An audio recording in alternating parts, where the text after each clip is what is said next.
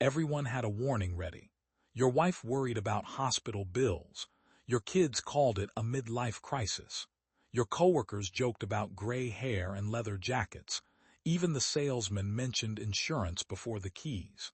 At 40, 45, maybe 52, people acted like your first motorcycle meant something in you had cracked. And you bought it anyway. That decision says more about your psychology than the bike in your garage.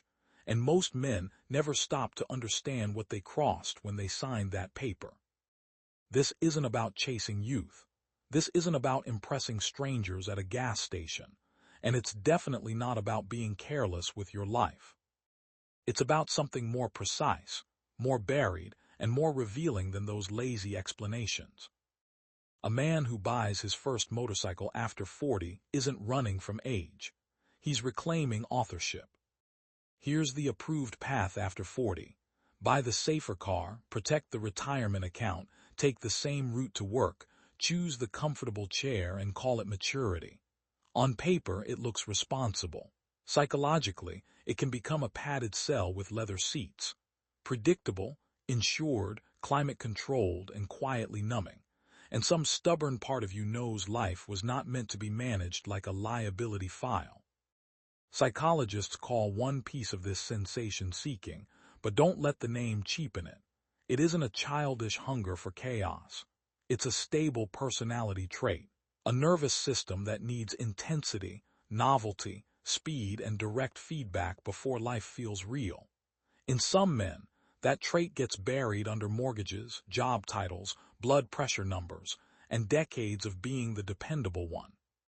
Then the motorcycle appears, and suddenly the label makes sense. The throttle gives instant consequence. The lean angle gives bodily proof.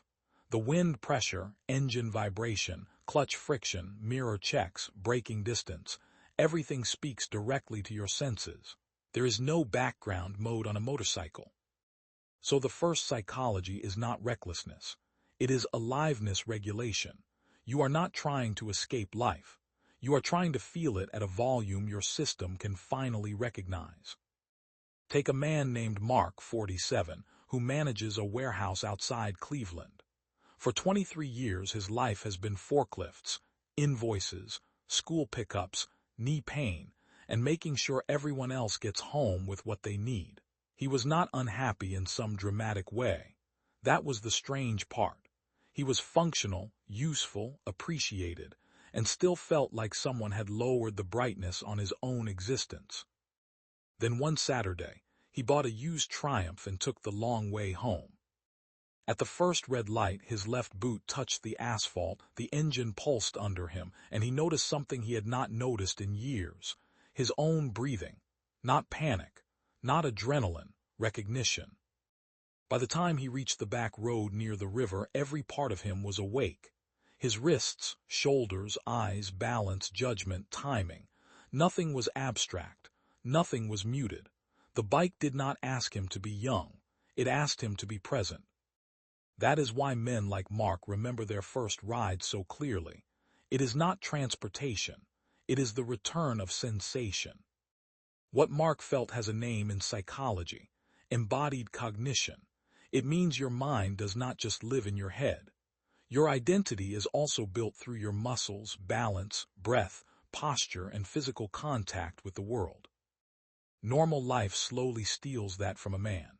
It turns him into a password typer, a steering wheel holder, a meeting attendee, a bill payer, a face under fluorescent lights. His body becomes something he drags from chair to chair, not something he lives through. A motorcycle gives the body back its authority. Your right hand controls acceleration by millimeters. 2 fingers decide braking pressure. Your hips read the seat. Your knees grip the tank. Your eyes scan gravel, mirrors, traffic gaps, painted lines, brake lights. The machine does not respond to excuses. It responds to precision. That creates another psychological reward: agency. Not motivational poster agency. Real agency. The direct feeling that your choices matter immediately. Twist too hard, brake too late, look at the wrong spot, and the bike tells the truth. Then comes flow, that rare state where attention stops scattering. No inbox, no resentment, no replaying old arguments, just throttle, lean, line, sound, correction. This is why the first motorcycle after 40 can feel so personal. You are not buying a toy. You are proving that your body, judgment, and instincts still belong to you. But honesty matters here. Not every man has a clean relationship with the motorcycle. Sometimes the ride is not presence. Sometimes it becomes anesthesia. A bad week, a cold marriage, a body that feels older, a job that makes him feel replaceable. Then the engine starts, and for 1 hour none of it can reach him. That can feel like freedom, but psychologically it can also become avoidance coping, using intensity to outrun emotions that still need to be faced when the helmet comes off. The danger is not the motorcycle. The danger is needing the motorcycle to feel okay. That is where the line gets sharp. Healthy riding makes you more grounded after the ride. Unhealthy riding makes normal life feel even more intolerable without it. Healthy riding respects speed, weather, fatigue, tires, traffic, and mood. Unhealthy riding treats the road like a painkiller. So the question is not, do you ride? The question is, what part of you is riding?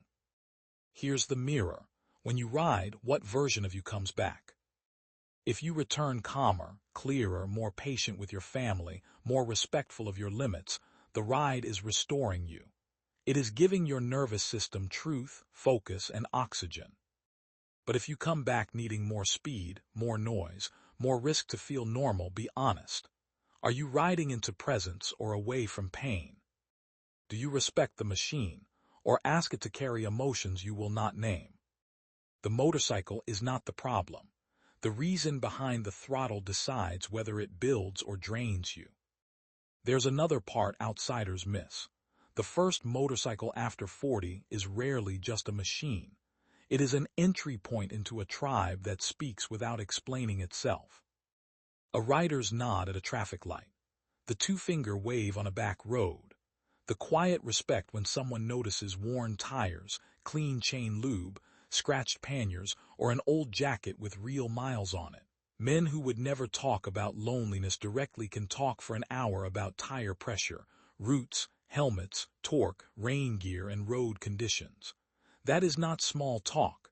That is disguised belonging.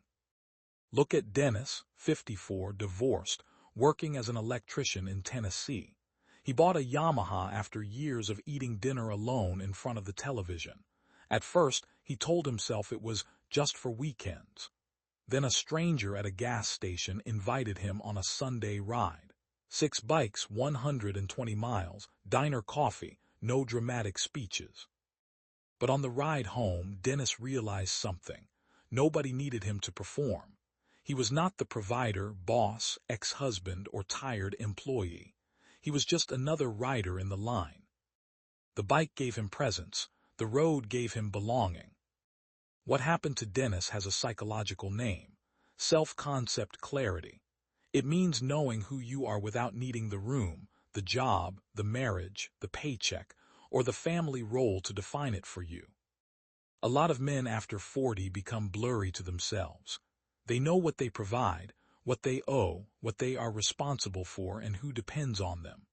But ask them what they actually want, what still excites them, what feels true when nobody is watching, and the answer gets quieter. Motorcycling sharpens that answer.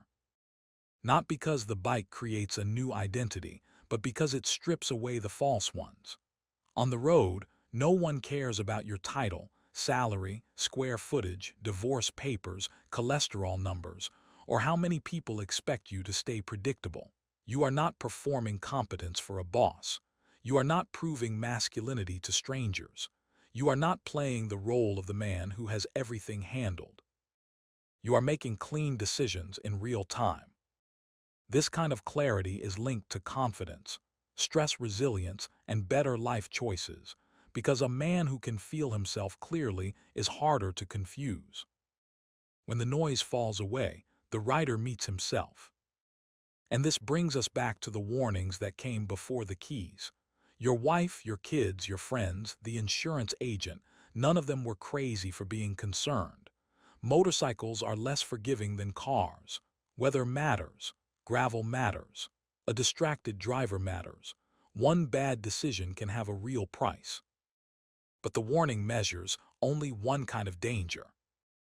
It counts injury, expense, liability, and regret.